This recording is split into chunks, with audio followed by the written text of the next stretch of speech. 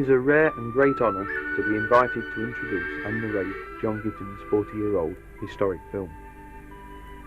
And this, without doubt, is a rare film. When we stop to consider what it took for John to make it, using primitive cine equipment all those years ago, this film's value becomes ever more clear. It's an old cliché, but this really is the stuff of which history is made.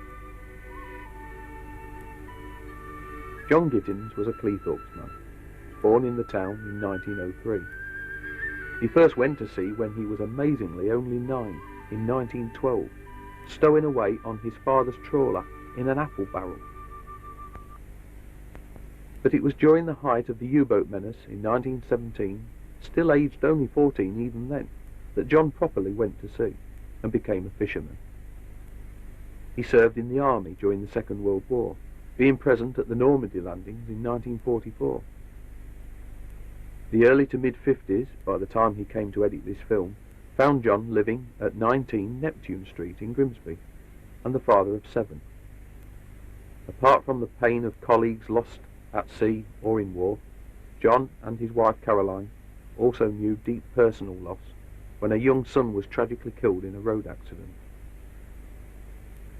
In 1967, with now failing eyesight, John retired, aged 64, and was blind by the time he sadly passed away in March of 1977, never guessing what the future of home video would mean for his historic production. And so he left us this great celluloid document showing the most important part of Grimsby's fishing story, that told by the men who did it. The film starts, not with fishing, but with these clips of war, some very short clips in fact, of those D-Day landings, in which John took part, and goodness knows how he came by them, a couple of even shorter clips of an RAF fighter strafing the retreating enemy.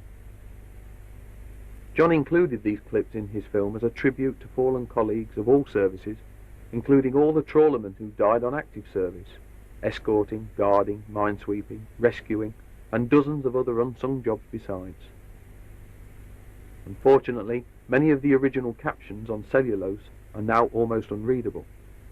In order to preserve the spirit of John's intentions, I will presume to try to take John's part, speaking his words as he wrote them on cellulose.